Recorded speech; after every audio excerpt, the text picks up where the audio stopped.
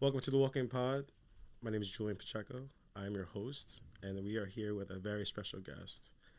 He is an author, he is a TV influencer, he is all over the place. I have my boy, Chef Sakari, in the house. He's here to tell us all about his journey, all about his book, all about basically what got him to this point. So it's a pleasure to have you here. And, Dude, it's a pleasure to be here. lovely. Awesome, man. So let's get it cracking. So basically, in the Walking Pod, we unravel. So more or less, we talk about things that people in the outside world don't see, Okay. and we give them a perspective of where we're at, and like, so with hospitality, a lot of people just think about table settings, food people. Talk like Chef Gordon Ramsay's like the first person that comes to their mind. Right. They have no idea about like the chefs that you interviewed or the people that have been a part of your journey. Right. They don't think that culinary school is reasonable. They don't know how hard it is to be in a dish pit. They don't know how hard it is to be working 70 hours a week. Yeah. Like the Or- back end stuff. Like the Yeah, yeah. the back end stuff. That's why the walking pot was created, Wow. because we're just two dudes that are on the line, burning ourselves. Yep. I got wounds, I got cuts, I got everything Yep, from got the 'em line. all. Yeah. 100%. So you know exactly what I'm talking about. I get it. Yeah. So there's a special place that the kitchen has that a lot of people don't seem to recognize. Don't see. Don't see it. Right? Because it's almost like a doorway to like breath air, a fresher breath air, Yeah. breath of fresh air. 100%. And It's almost like that scene in The Bear. I don't know if people have seen it, but like there's a scene in The Bear which everyone acts like, Sakari, have you watched The Bear, right? Like Yeah. that always comes up. But like it's lovely music outside. You hear like the tableware and everything else. And then you go in the back of the kitchen and you hear the pounding and you hear the intensity. absolutely. And so that speaks to kind of just that, right? Like there's always a division almost a little bit. So I'm excited to share a little bit light about the back end and anything you want to talk about today. Oh yeah, man. That's why we started up the Walking Pod. Love it.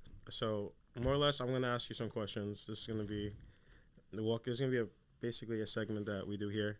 Okay. I'm gonna ask you some things about what would you 86 out of the hospitality culture. 86. So if anyone doesn't know, 86 is like, get out, cut it out. Like, It's done. We have like no you're more done. fish. 86 to fish. and you don't want to 86 to fish in the middle of like a 200 cover Friday night. Like you never want to 86 But that's the anything. terminology. It's basically Yes. like that. There's no more. Yeah, there's no more. 86, No more. Front of the house knows it. Bar knows it. Right. The chef. If you, there's been times where people send in things that have been 86, Oh. and you've seen the. You're bringing back memories, dude. It's insane. Yeah. So 100%. tell me what. So tell me what you do with 86 What would I 86 from the hospitality industry? from the culture. Man, I mean, I love it so much. There's always goods and bads to everything, right? I think when you were speaking just now, where my mind went really was like, you're speaking about the dish pit, Yeah. right? And like, a lot of people don't know, but like, our porters, our dishwashers, people that are in charge of that, is really like the heartbeat of the kitchen, Right. right? Like, sometimes we need to get our tableware, our kitchenware turned over really fast. Like there's things coming in and out, and a lot of times people, even within the staff, kind of look down on that position, Right. right? And it's kind of like a position that is almost like beneath some people. Some people feel like, Oh yeah. No. They don't want to make 18 an hour. they're like, I don't want Nah, to, I don't want to wash dishes. Yeah. Yeah. No. But it's like that's where you have to start at, absolutely. right? Yeah. And I remember being in Europe too, when like, sometimes a porter would call out or a dishwasher wouldn't be here, and the entire kitchen would be a disaster, right? And you noticeably feel the difference, and the chef, the owner, would be right in there washing all the dishes, doing every single thing that you have to do. And so something that I would want to 86 is just really like the discredit that we do to our porters and dishwashers. And I really want people to understand, like, it's not easy, Mm-hmm. and it's a necessary position, especially for like immigrants coming over or whoever. Maybe it's a young teenager. Like no matter where you come from around the world, like that position is like the heartbeat of the entire kitchen. It's like the brain. It's like the heart of the body. Like the restaurant will not function without it. And I think there needs to be more light shed on that. Everyone started in the kitchen. Really? And the dish pit. And the dish pit, wow. That's where you all start. Like there was I I think the Anthony Bourdain quote basically saying how if you really want to know if you want to be in the industry, the kitchen industry, Yeah. work a summer in the dish pit That's so funny. and don't Yeah. get paid for it. Yeah, don't get paid. Don't get paid. Don't And get paid. I did that exact thing. Really? Yeah. How did you feel after? So I was 15 years old taking 2 buses from West Babylon Wow. to Comac. Yep. And it was crazy because the line is a pirate crew of people. Right. And they're just dragging on everybody. They'll jump on somebody. Yeah. They'll start making Yeah, jokes. And I'm 15 years old hearing things I know You probably shouldn't be should not be here. hearing right now. Of course. But so I was there 15 years old with another guy, and it was just like I didn't want to get paid. Yeah. It was nothing to wash no dishes, and we come from cultural places where we had no dishwasher. Right. So Right. it's just like It's like I'm all right, used you're- to doing this. I you're up. wash the dishes in my house. So Yeah. it's like, I could do it here. 100%. And then I would never forget the first paycheck I got was the manager giving me $100 at the end of August, Wow. just saying great job, Wow. and that was it. And then And I at bet that point, that felt like the most amount of money that was in the world, right? being 15 years old, $100. Yeah, that's a lot, And yeah. that was back in the day. Wow. So yeah, no, that was, doing that as a young. It's that foundation, man. That's how you build. That's Like, what you need.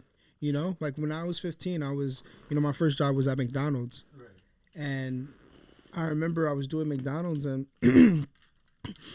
it was intense, but nothing was more intense than working at a bagel shop in Long Island Right. at like 5 o'clock in the morning. And the reason that they hired me was literally because I remember I saw a help wanted sign right on there. And I went in and I told them, hey, I have experience on the grill. My experience on the grill was working at McDonald's. I don't know if that really counts, Nah, but we're here, somewhere, right? Yeah, you there. And I remember walking out, and anyway, I got a call back, and I ended up getting the job. The manager told me the reason why she hired me was because someone on the line recognized me from McDonald's and said, you should hire that kid. He's a great it's kid. all about who you know too. Right? It's And so like crazy. I didn't even know that person, Yeah. but I must have served that person. And at McDonald's they teach you the importance of a smile, right? And like how it opens and like lights people's up. And I'll never forget that. Like someone I didn't even know Yeah. changed the course of my, trajectory. And like, man, you talking about like hard work, like that job was like insane. It's your character. Yeah. You have an awesome character. Yeah. The way I'm gonna give you flowers. Oh. You have a great character. The way You you're as well, brother. opening and you tell people like who you are and where you came from. I could tell because I'm a flow vibe kind of guy. Yeah, so your am I, character is too. incredible. Right And back at you, people brother. probably see like other people doing their own thing. Like you were on a few different places like on Chopped. You were on Yeah. Hell's Kitchen. Yeah. People get nervous about those people. Like they're like, oh, that guy's not that. Mhm. That guy's not that. That's not that. Dude, you are on a complete flow state of awesome. Yeah, and just real quick, I really credit that to my family. Yeah. Like it's not me. It's really like, a great father figure in my father. Rest in peace. Passed away a couple of years ago from around COVID. Sorry. My mother. My grandmother, my grandfather, who was a Jamaican immigrant. Like it really is my family that really kind of like gave me that. But like in those moments, like I also like I have a Kobe tattoo. Right. On my chest. It's like Mamba mentality. I remember the day Kobe died, I was on the line. Just read that part. I was on the line, dude. I heard And that. I remember I like cried in the bathroom. Yeah. And I kind of came back and my sous chef was just like, and I'm messing up all the orders and the sous chef is like, He's like, what? what is going on? And I'm like, Kobe just died. Yeah. Okay? Like, she's like, and like, like Right. she didn't get it. But for me, he embodied, and I felt like I knew him, yesterday because it was like watching him on social media, Mm-hmm. But for me, like he was someone that I really wanted to embody, someone that, Mamba mentality, really just about being better every single day. And I looked at his character, since we're speaking about character, and I really wanted to figure out how to become that. And I remember during the House Kitchen, I remember reading his book and watching countless interviews while I was preparing, because that was during COVID. I had to quarantine for 2 weeks before we even got in the show. So literally, it's like prison, dude. You have 30 minutes to get out to get fresh air, right? And then now we're quarantined for 2 weeks inside this small room, COVID- right? COVID. And we're just getting ready for the competition. And so for me, the way that I prepared for the competition was I had to get my mindset right, right? And so I remember reading Kobe's book, and I remember watching countless interviews of Kobe Bryant just to embody that character that we're speaking about. And one thing he always speaks about, and you mentioned it, was like that flow state, right? And being in between. And so for me, the way that he said he got that was doing Tai Chi. And so I learned Tai Chi via YouTube right before I did the competition. YouTube got everything. They got everything. It's YouTube. It's YouTube University, right? Yeah, like it's like you learn everything. So literally, I was doing Tai Chi in my room, breath work and all these things, and then that kind of like carried over into the competition and helped me be able to like stay clear. I know that, we're living in an age where social media is taking over. Yeah.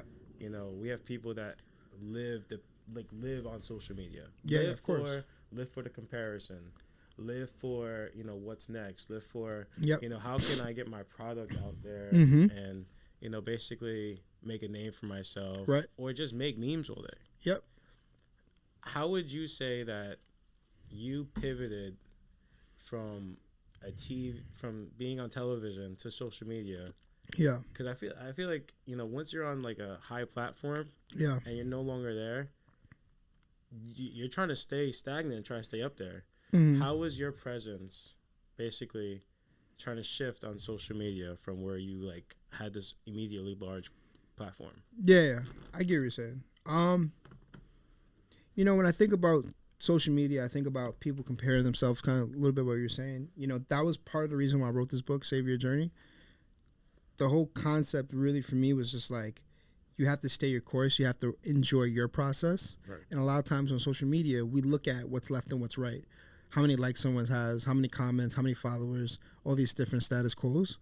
And so I think first step in social media, when I think about it, is to remove that, right? I think a lot about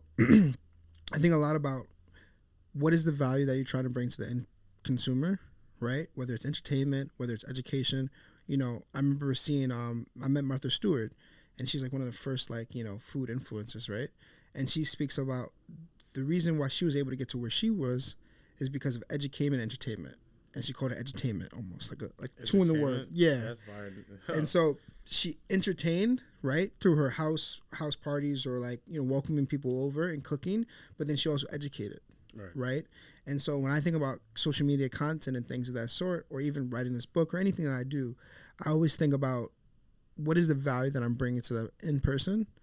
And so for me, it was really about with my social media content, just like being entertaining, being yourself, authentic, but then also educating, right? And so when people watch the show, I went on the show with the hopes that, it would get my face out there and it would be able to continue to push my brand, Noble Promise, and really continue to continue my journey on being a chef, and also being able to work with one of the greatest chefs all time ever, Gordon Ramsay, right? Yeah.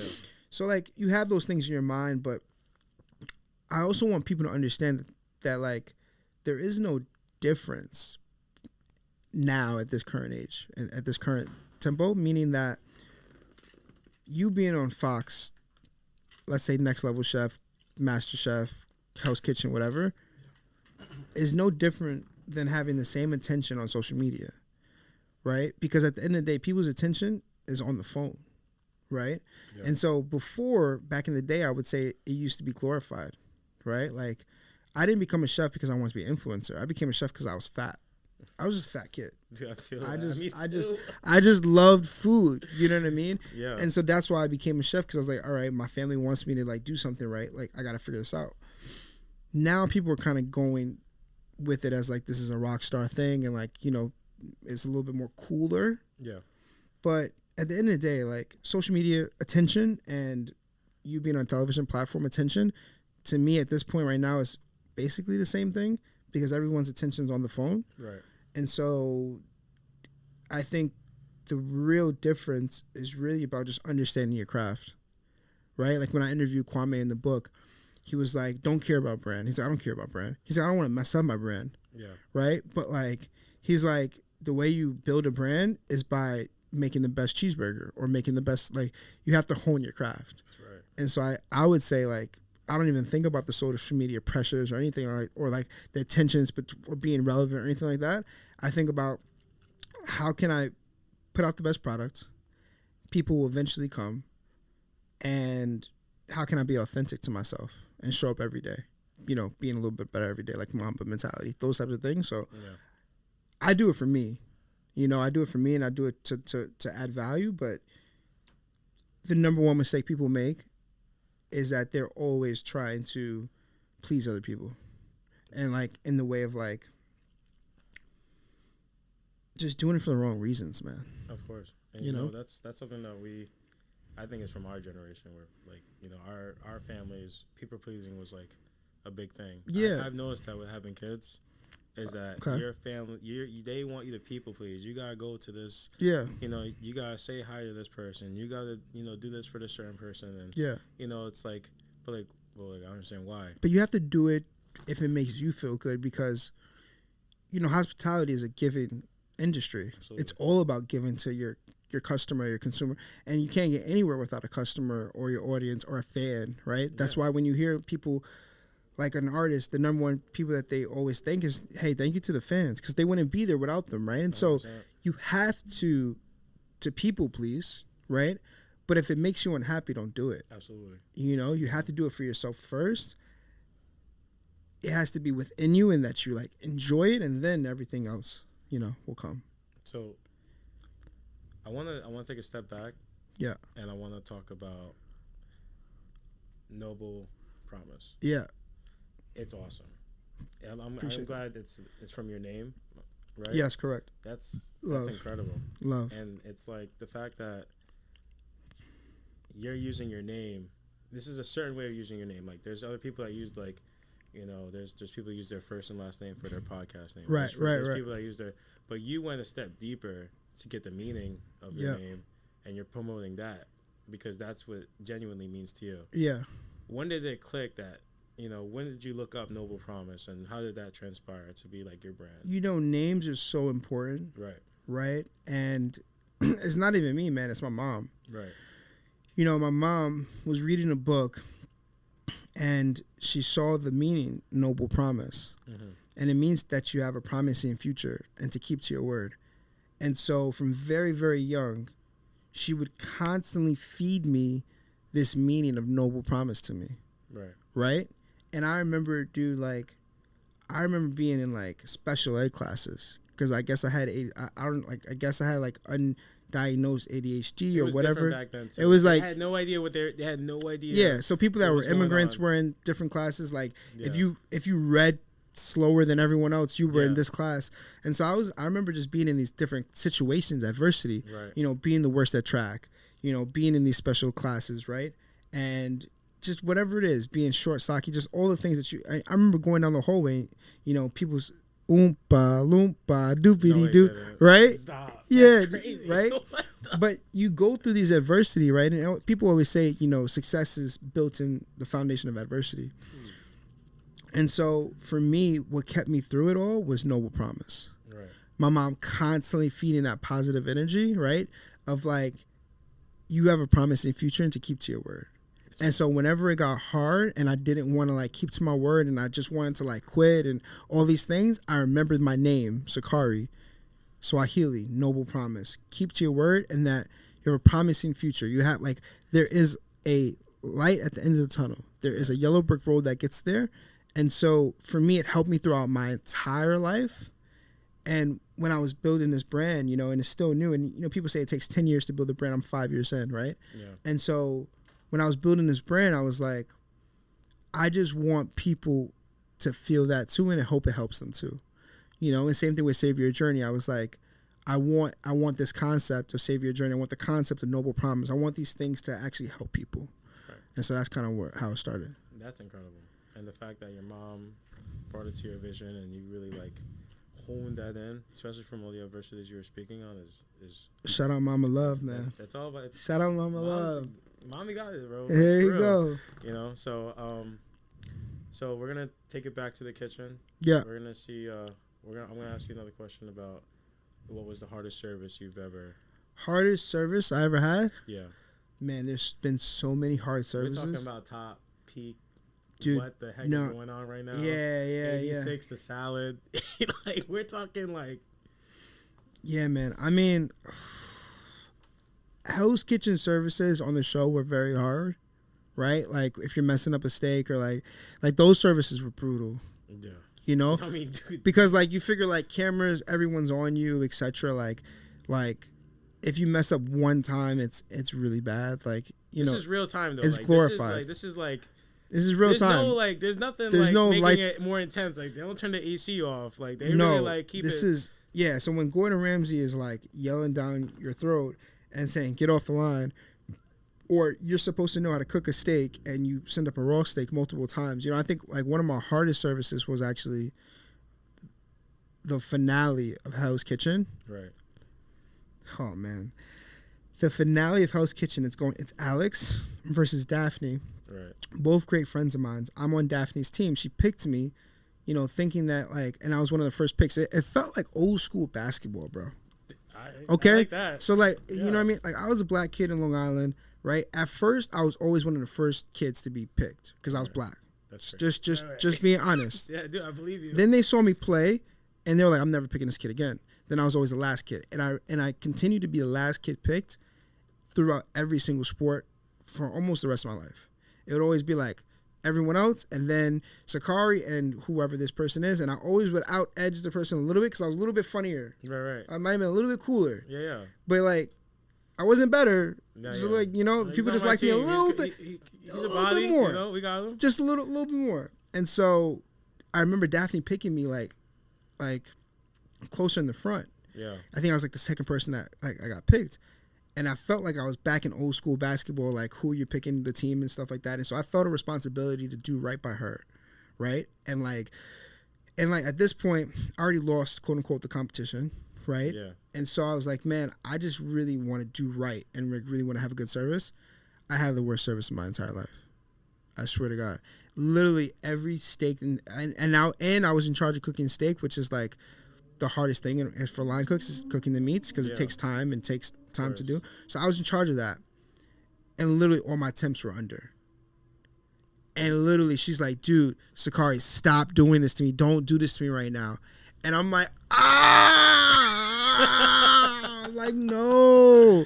I felt terrible because it was like, it's one thing if you're doing it for you. So if you're in a regular restaurant and you're messing up the steak or whatever the case is, you could feel bad about yourself. Right. But it felt worse because it was for her, you know? And I was like, man. And I remember Gordon just looked at me and I'm putting up and he's like, Sakari, you know better. Yeah. And I remember it was up to a point where he got so disappointed where he stopped yelling at me. That's when you know it's bad. So when he stops looking at that's when you know it's bad when he stops yelling at you and he's just disappointed in you. And so that's what it got to. And I was just like, man, it's like it's already the last day, you know, like whatever. Yeah. I felt terrible. I would say that's one. Another one that just came in my head, top two, Brian Lockwood, amazing, incredible chef. He just opened up a restaurant in Chicago. I remember I overcooked the asparagus. And I remember... You blanched it too long? I blanched it too long. You're always supposed to blanch asparagus a minute and 30 seconds. No longer. I'll never forget that time. Yeah. And I have horror stories for days, dude. But no. But during... You're right there, brother. During this time, I remember it came out like Army Green. Okay. Like think like the Toy Story like toys like Army Green, not bright green.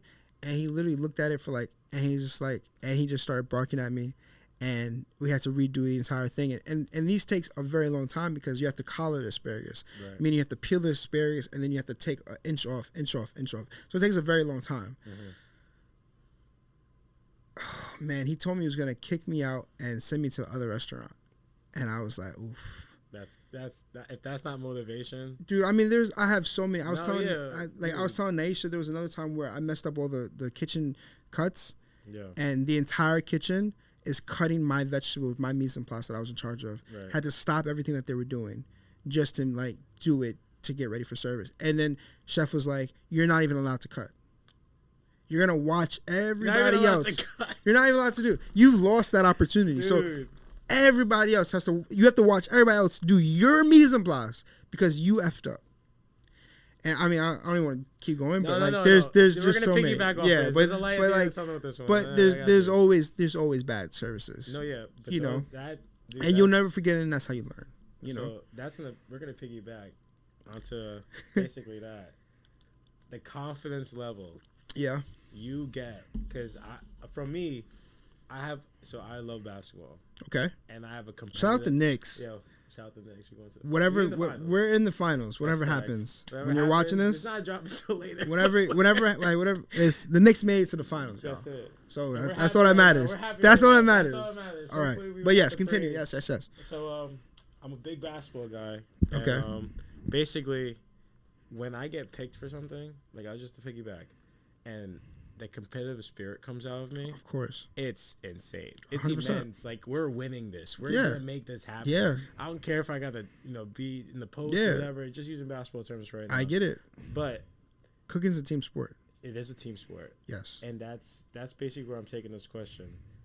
After those letdowns and all that, like the bad Yes. service, Yes. didn't that propel you to the next thing that you did moving forward? in your 100%. life? To put in. It's. Learning from mistakes is crazy. I'll give you an analogy. Like you spoke about basketball, but like if you work out, like it's about breaking down the muscle, Facts. right? 100%. So like in order to grow muscle, you have to break down the muscle. Facts. So like you're not gonna grow without breaking it down, and so those moments break you down. They do. They kill you. They kill you, right? Yeah. But then you learn from it, and then you build it back up, and then and one of the biggest lessons that I learned from Hell's Kitchen with Gordon was it's okay to make mistakes, but it's about how you bounce back. Right. And he would never get mad about you making a mistake, but he would get mad about how you reacted to the mistake. Did you make the same mistake multiple times? Mm-hmm. Did you beat yourself up if you made that mistake and continue to make more mistakes of different sorts? Right. So it's about how do you react to that? You know what I mean? It is. And so, yeah, you need those moments. And then it propels you to, like, you have to speak to yourself. You have to be that Tai Chi moment Yeah.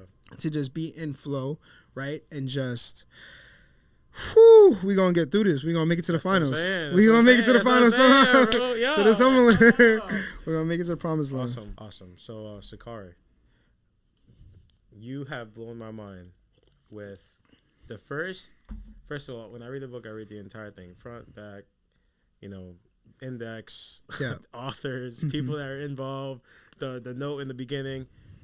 Dude, the first chapter, I couldn't put it down. Wow. And I was, because I'm a Long Island, I could resonate. There's a lot of people in Long Island that need to read this. Wow. And I think that when they read this, they're going to understand that a lot of us are living through you. I believe in that spiritually, that people have different spirits than other people that can, propel where they want to be. And you see it and be like, you're really happy that person's pushing forward and making that happen. But we all have different journeys. Right. So when I was reading that, I was like, I was in his guy's shoes in the beginning of my life also. Coming from Long Island, even if you're like in like Long Island is a suburb area. Right.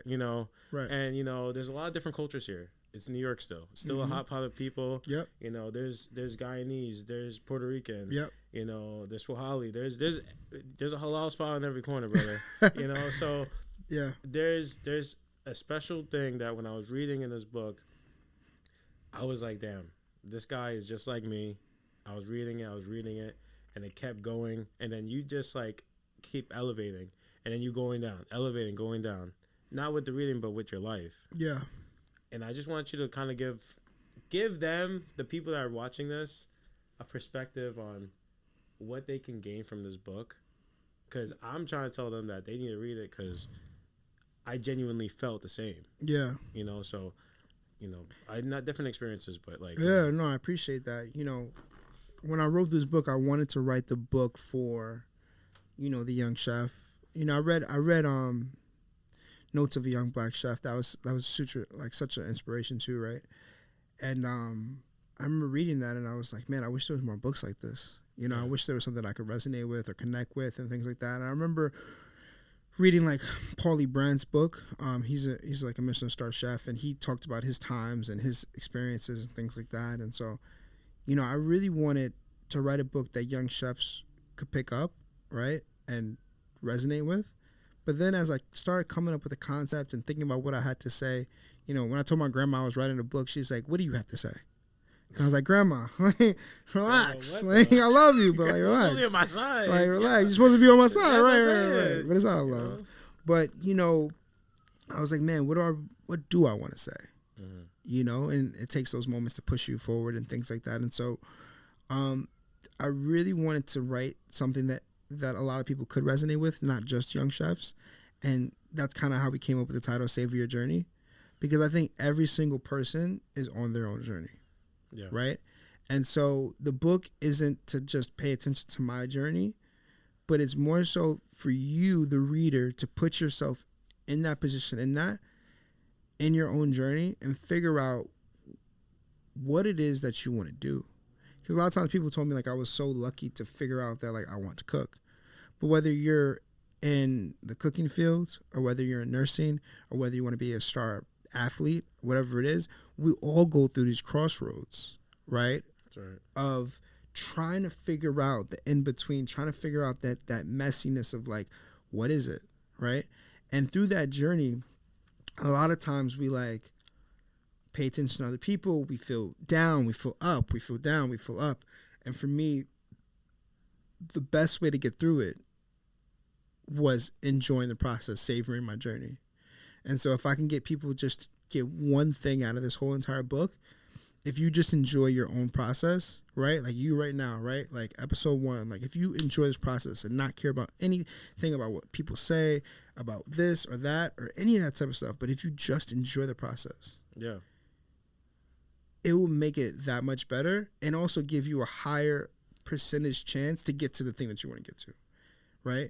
But a lot of times we just like, oh man, I wish I had this. Yeah. Oh man, I wish I could do that, and it doesn't work like that. If you're gonna do something, do it 100%. 100%. You know, and absolutely. And I feel that. Yeah, man. And I actually got a lot of that in my earlier age when I read Gary Vee's book. Okay. And it was telling me just stop giving a shit. Yeah, Stop giving a shit. Yeah. At this point, just stop. Just do it. 100%. And, shout out G. Yeah, no, guy's incredible. Yeah, we love G. He wrote for. No, I read it. Yeah, we dude, love he's Gary. like one of my favorite. Like one of the people I love to keep up on, watch, and see his love content. for Gary. You know, he's awesome. But we're gonna basically push forward to rapid questions. Okay, rapid questions. Awesome. Rapid questions. Let's do it. First question is this is only yes or no. Only yes or no? Yeah. Okay. I might give a little context depending on how I feel, but we'll keep it short. Is the current space... You can give context. I want that. You gotta give a little context, right? Yeah. All right. Is food culture overrated right now? No. Okay. I don't think... Food is the one common denominator for everyone in the world. Right. Everybody has to eat food. It can never be overrated. Are foodies necessary? Yes, because we were always foodies. Yeah. We just didn't have a name for it. Right. You know, a grandmother cooking is a foodie. Yeah. A mom cooking and a abuela cooking. A fat kid, a young Sakari eating up all his grandma's food is a foodie. Yeah. So like, I respect that. We're all foodies in different ways, and so no, it's not overrated. It's necessary, 100%. Last one. What is one word that defines the current state of the hospitality industry? Growing. What? Growing. Growing? Yeah. It is growing. I think it's growing. I think like a lot of attention as with foodies, influencers, like shows like The Bear. Yeah. I think it's starting to kind of go into like that realm of like athletes and music artists. Mm-hmm. So I think the hospitality industry is like continuing to grow, more mainstream. More mainstream, yeah. I take that. I think it is growing. You know what? That's a good one. I was trying to... that was good. Yeah. Hell yeah, man. Thank you, everyone, for watching. Yeah. You know, I really appreciate you even being here. If you made this as part of the video, thank you so much. It means the world. If you haven't gotten the book, it will mean the world to me. If you get the book, Savor Your Journey. You know, percentage of the proceeds actually goes to supporting food education. I thought that was really important, right? Crazy. It's crazy to even have that. People don't do that. Yeah, I know. People do not do that. Yeah, but for me, it was like, how can I leave the biggest impact? And for me, it's really focused on the next generation. And the stuff that kids are eating in schools, like I was eating in school, like pizza and fried chicken and nuggets and all these things. And so I just want to introduce people to different ways of being able to enjoy food, farm fresh foods, and all these things are important. So non-processed stuff. And so, yeah, a portion of the proceeds of the book goes to that. I'm really proud of this book. It's been 4 years to make, right? And so, yeah, I mean, you can get it at smithwickprovisions.com. You can, social media across the board is Sakari Smithwick. That's just my name. I'm outside, man. I'm out here, man. I'm out here, man. And then we also have our kitchen shares dropping in the fall, which I'm really excited about. He's right here. This is for you, brother. This is for you. Yeah, 100%. So these are coming out. For me, the one kitchen tool that I use all the time is kitchen shears, because I remember like cutting up lobster shells, shellfish shells, right? Like kitchen, like chicken bones, right? Like tape, because you need to label everything in the kitchen. So like the one tool that I always use all the time has been the kitchen shears, and so I wanted to make the best kitchen shear, and so it's ambidextrous, non-slip, it's super duper sharp, right? I get it manufactured from like the best manufacturers in China, so like I went through different ones and had to find the best one. So I put my like care and attention and love into like creating that, and so that's for you, brother. Appreciate you, man. But yeah, just showing up love, man, and I love what you're doing, Julian. I love everything that you got going on here. Thank you for the hospitality. These could be in the culinary. This could be in that culinary kitchen. In the culinary kitchen, there. That could, shout out to all the culinary schools. There you go, all the culinary students. They could reach out to you and really like, if you're saying this is what they need in their like, I'm telling you, sometimes there's stuff in there that. The number one tool I use. It's like a peeler, knife, chef's knife, and this. And I like to use a microplane, but we don't got to get too fancy. Step one, kitchen shears. Use it for everything. The one worries that is coming up to my mind, like authentically, is like why not, right? Like when I was at EMP, 11 Madison Park, Will Gadara, I interviewed Will, and I just saw him the other day. But Will gave us, every single person, a card, and in that card, it was a quote from his dad, right? And it said, "What would you attempt to do if you would not fail? If you know you could not fail, what would you attempt to do?" Right? And when you think of that, it opens your mind to so many different possibilities, because a lot of the things that stops us is that thing of like, oh, what if it fails? Mm-hmm. For me, I just think like my version of that is like, why not? Yeah. Why not you? Right? Why not? Why not you? Why can't it be you? Why can't it, whatever you want to happen to you for yourself, you want to be the biggest pop star? Why not? Yeah. You want to be the biggest chef in the world? Why not? You want to be the biggest podcaster? You want to be the biggest athlete? Whoever, like, why not you? So why not whoever's listening? Why not you? This is the Walking Pod, and Sakari Smithwick, his book. Please cop it. It needs to be in everybody's house. It's incredible. I had the pleasure, brother. Thank you so much. Thank you so much for doing it. Appreciate you, brother. All right. Awesome. Love. And we out. That was the first episode. Awesome. There we go.